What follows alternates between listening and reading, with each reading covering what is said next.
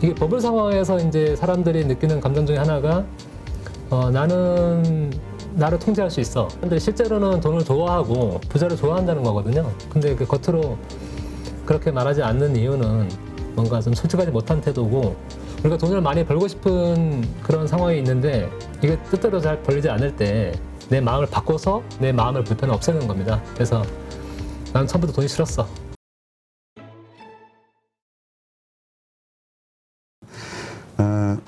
부국장님도 투자하시나요?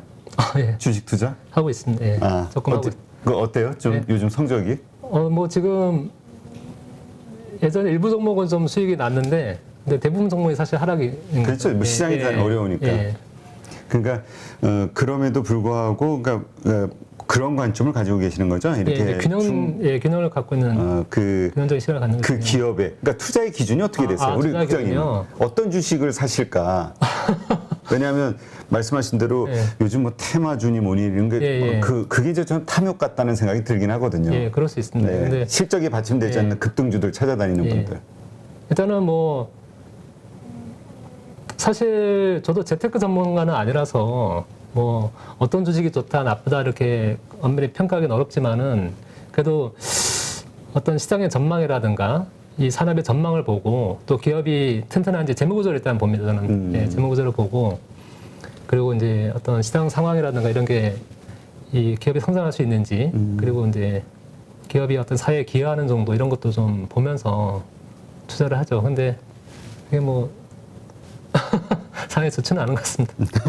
네, 지금 장이 워낙 안 좋으니까. 네. 그러나 이제 그렇게 해서 계속 들고 함께 중장기적으로 가져간다면 이제 수익이 날 수 있다 이렇게 보시는 걸로 이해하겠습니다. 저도 예전에 이제 제가 뭐 어떤 주변 분들의 어떤 권유를 받고 그냥 아무 생각 없이 그 주식에 투자해 본 적도 있거든요. 젊었을 때. 네. 근데 이게 직장 생활을 하다 보니까 뭐 신경 쓸 일도 없고 하다 보니까 어느 날 딱 보니까 이게 성장 폐지가 된 그런 경우도 있더라고요. 상장 폐지. 그래서 저도 그런 경우도 당해봤는데, 그러니까 이게 뭔가 주식의 가치를 평가하지 않고 그냥 소문만 듣고 남이 하는 말만 듣고 투자하다가는 결국 이제 돼지처럼 되는 거죠. 그렇죠. 네. 하여튼 우리가 지금 돼지처럼 그 탐욕을 부리고 있지 않는가, 그런 생각을 좀 해봐야 되겠네요. 자, 책에서 보면은 그 눈과 귀를 가리는 버블이라는 표현을 하셨는데 우리 투기에 대한 이야기 좀 나눠봤는데 탐욕, 이게 그러한 것들이 보이다 보면은 이게 버블을 만드는 거라고 봐야 되는 거죠? 예, 맞습니다. 이게 보통 역사 속에서 버블이 계속 반복돼 왔는데, 우리가 잘 알고 있는 대표적인 버블이 뭐 17세기 네덜란드 튤립 버블, 그리고 18세기의 프랑스 미시시피 버블, 그리고 영국의 남해 버블이거든요. 근데 이런 버블 진행 상황을 좀 보면은 이게 뭔가 사람들이 그 투자 대상의 어떤 가치를 평가해서 투자한 게 아니라 소문만으로 이제, 그리고 이제 이거 투자를 하자면 내가 뭔가 기회를 놓칠 것 같은 이런 것 때문에 투자를 많이 했는데요. 그러다 보니까 누구나 막 달려들다 보니까 계속 이제 가격이 오르면서 버블로 진행이 된 거죠. 그래서 지금도 이제 사실 이런 버블이 계속 반복이 되고 있는데, 이런 상황에서는 사람들이 계속 이제 가격이 오를 거라고 생각하지 이게 떨어질 거라고 생각을 못 하거든요. 그래서 옆에서 누가 이거 비정상입니다, 이건 버블입니다 얘기를 해줘도 그게 욕심 때문에 사실 그게 귀에 들어오지 않는 상황이 펼쳐지는 거고요. 그래서 마치 좀 비유를 해보자 그러면은 그 그리스 신화에서 카산드라라는 사람이 있거든요. 이게 아폴론이 저주를 받아가지고 아무리 진실을 얘기해도 이제 사람들이 믿어주지 않는 겁니다. 그래서 그 그리스군하고 트로이가 전쟁을 할 때 그리스군이 트로이 목마를 보내지만은 카산드라가 이거 받지 마라 이렇게 얘기를 하는데도 불구하고 사람들이 그 이제 받아들이지 않으니까 결국 트로이가 멸망을 하게 많은데, 그러니까 버블 상황에서도 마찬가지로 그런 현상이 발생할 수 있는 거죠. 내가 트로이 같은 나라 꼴이 될 수가 있는 거고, 그래서 이제 나는 뭐 그러지 않을 거다, 뭐 이렇게 생각하시는 분도 있을 것 같아요. 나는 뭐 이성적인 사람이니까. 혹은 그 버블의 과정에서 내가 조금 빨리 나오면 돈 벌고 빨리 빠져나오면 되지 않아? 이런 생각하시는 분도 그런 있어요. 분도 있을 것 같아요. 근데 과거의 사례를 보면은 그 아이작 뉴턴 같은 경우도 그 만류인력 법칙을 발견하고 또 고전역학 체계를 선입하신 분인데, 그러니까 굉장히 이제 이성적인 분인데 이분도 남의 회사에 투자했다가 지금 돈으로 치면 한 20억 가까운 돈을 까먹었거든요. 그래서 굉장히 유명한 말도 남겼지 않았습니까? 뭐 천체 운행은 계산할 수 있지만 인간의 관계는 알 수 없다. 예. 그리고 이제 남의 버블에 투자했다가 또 이제 쫄딱 망하신 분 중에 한 분이 걸리버 여행기 쓰신 조나단 스위프트인데. 아, 그분도 많이 했어요? 그분도 버블이 끝난 후에 이제 버블이라는 시를 썼습니다. 그 시에다가 뭐라고 이제 얘기했냐면은 사람들이 공기 위에다 성을 쌓고 또 이제 바닷물 위에다 성을 쌓는데 불구하고 그거를 아무 생각 없이 바라보고 있다. 이렇게 이제 비판하기도 했는데요. 그러니까 이게 버블 상황에서는 사실 이제 그런 것들이 보이지 않는 그렇게 되는 거죠, 사실. 네. 사실 요즘 우리 투자자들이 많이 고민하고 있는 게 지금의 그 미국 시장 같은 경우 사실 뭐 13년, 24년 계속 우상향으로 상승해 왔잖아요. 그리고 그 모든 것들이 유동성이라는 그 바다 위에 떠 있는 하나의 그 버블 아니냐 이렇게 이제 보신 분들이 많았는데 최근에 이제 막 30% 이상 빠지면서 버블이 이제 다 거친 거냐 아직도 버블이 남았다 뭐 여러 가지 이야기들이 있기는 해요. 근데 하여튼 우리가 근데 이 합리적으로 이 버블의 존재 알 수 있으면은 빠져나오면 좋은데 알기가 어렵잖아요. 어렵죠. 네, 현재 파묻혀 있다 보면. 그래서 이제 버블을 보통 측정을 할 때 과거 일정 기간 평균 대비 얼마 올랐냐 이런 걸 가지고 하기도 하고 과연 이것을 감당할 수 있는 수준인가 해가지고 예를 들어서 뭐 부채 비율 같은 경우는 GDP 대비 부채 비율 이런 거 쓰는 것처럼 뭔가 이게 가격 수준이 감당할 수 있는 수준인가 이런 걸 평가하기도 하는데요. 근데 뭐 사람마다 다 견해가 다르기 때문에 이게 버블이다 아니다 이렇게 사실 규정하기는 되게 어렵고 알 수도 없는 어렵습니다. 그래서 뭐 지난해 말에 계속 미국 주식이 계속 오르니까 그때만 해도 앞으로 계속 갈 거라고 생각하시는 분들 많았거든요. 그래서 그때 또 투자하신 분도 많고. 네. 하여튼 그러니까 이 버블이 있었을 때의 특징 중에 하나가 한 방을 노리는 분들이 많아진다. 이런 얘기 하잖아요. 근데 그런 얘기도 있어요. 주식 투자도 그렇고 어떤 면에서든 한 방을 노리다 보면은 한 번 맞으면 제대로 일어날 수 있어. 근데 이제 처음에 심리가 한 번 그랬는데 헛발질을 해가지고 손해를 본 분들은 더 거기서 못 벗어나는 것 같아요. 왜냐하면 빠르게 그걸 만회할 수 있는 방식이 역시 한 방이니까.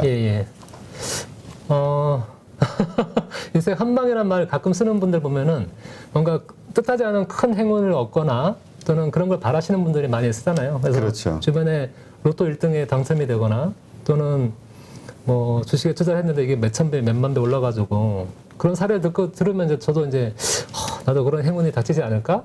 이제 그런 의미에서 한 방을 노리는데 근데 이제 뭐 로또 같은 걸 보면 이게 확률이 되게 낮지 않습니까? 그렇죠. 814만 분의 1인데 이게 벼락에 맞아 죽을 확률이 낮다고 얘기하더라고요.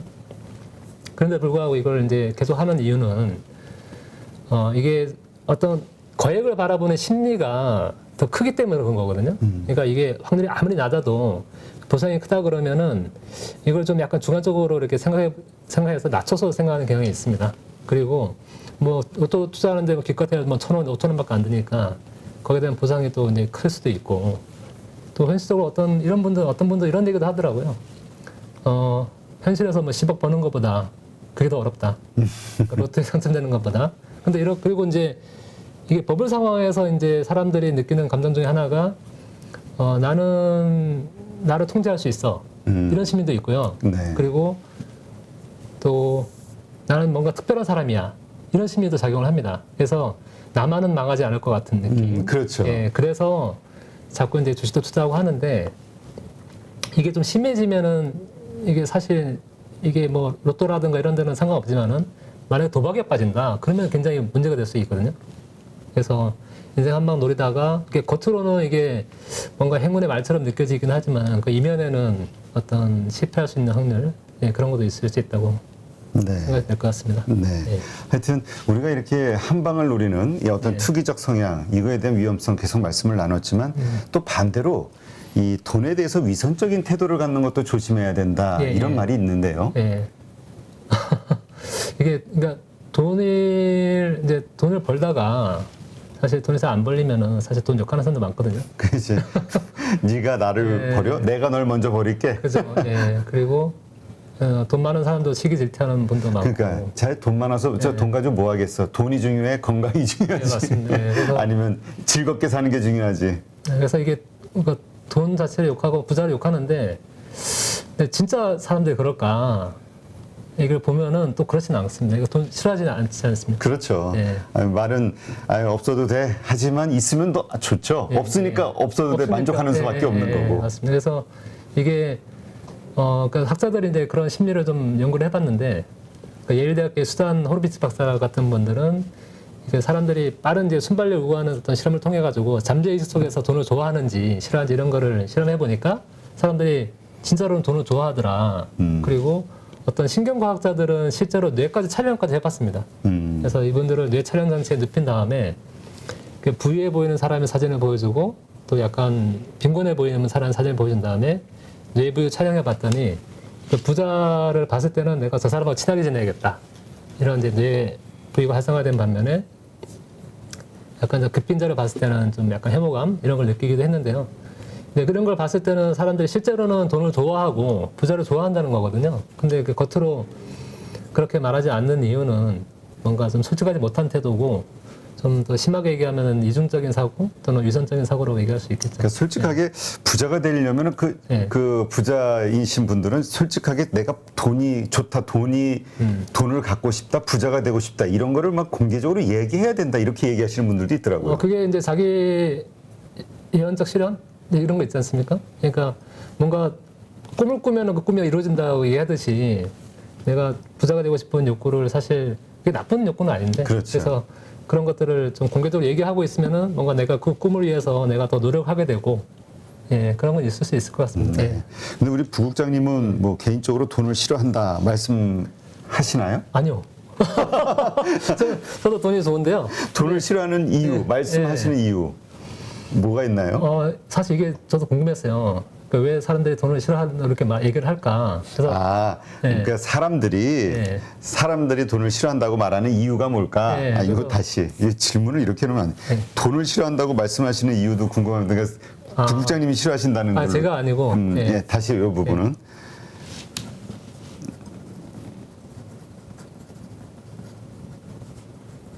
네. 그런데 간혹 나는 돈이 싫어라고 얘기하는 분들도 있거든요. 그 이유가 뭘까요?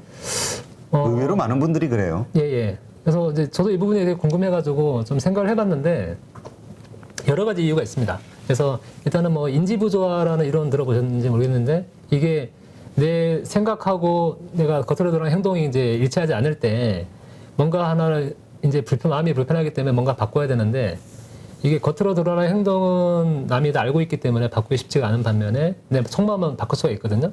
그래서 우리가 돈을 많이 벌고 싶은 그런 상황이 있는데 이게 뜻대로 잘 벌리지 않을 때 내 마음을 바꿔서 내 마음을 불편을 없애는 겁니다. 그래서 난 처음부터 돈이 싫었어. 그 돈 나쁜 거 벌어서 뭐 하겠느냐. 이런 식으로 마음을 바꾸는 게 있을 수 있고요. 또 하나는 제가 이제 책에서 이제 쿨레셔프 효과라는 걸 소개를 했는데요.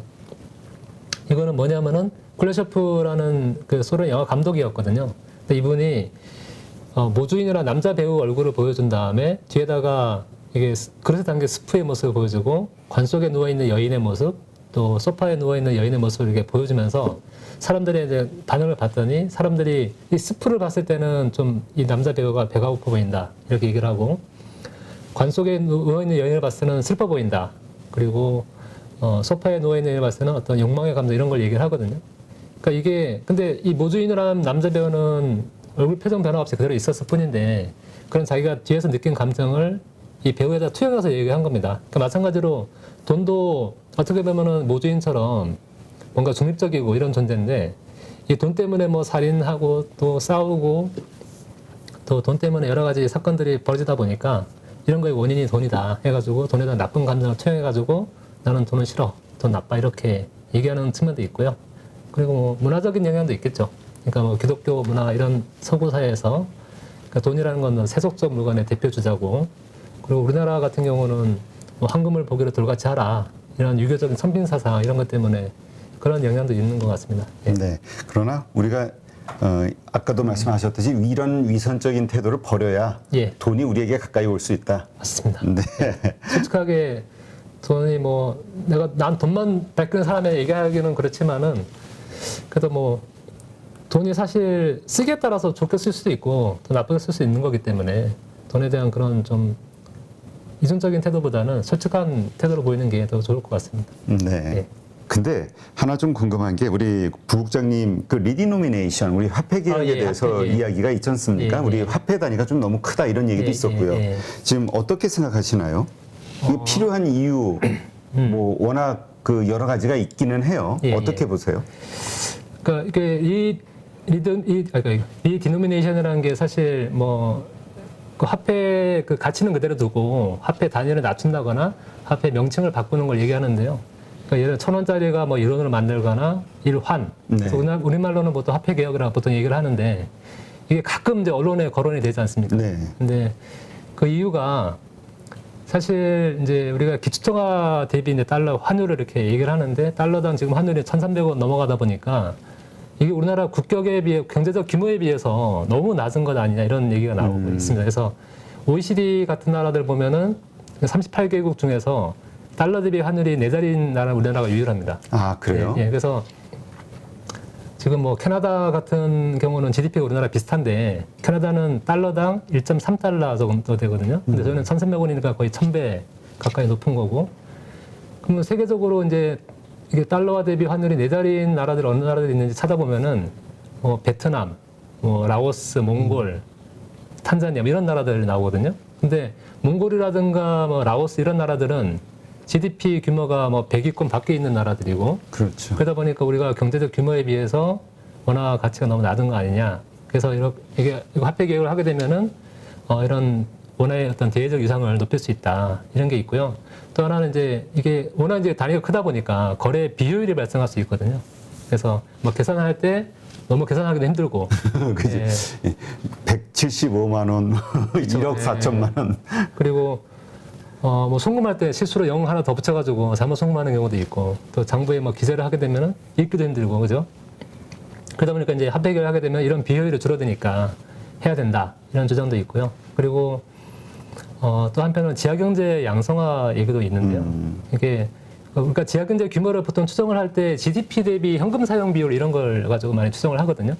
근데 이 화폐 개혁을 하게 되면은 어쨌든 새로운 화폐를 발행을 하게 되니까 사람들이 현금을 가져가서 은행에 가서 바꿔야 되니까 이게 지하에 숨어있던 자금들이 다 드러나게 되는 거죠.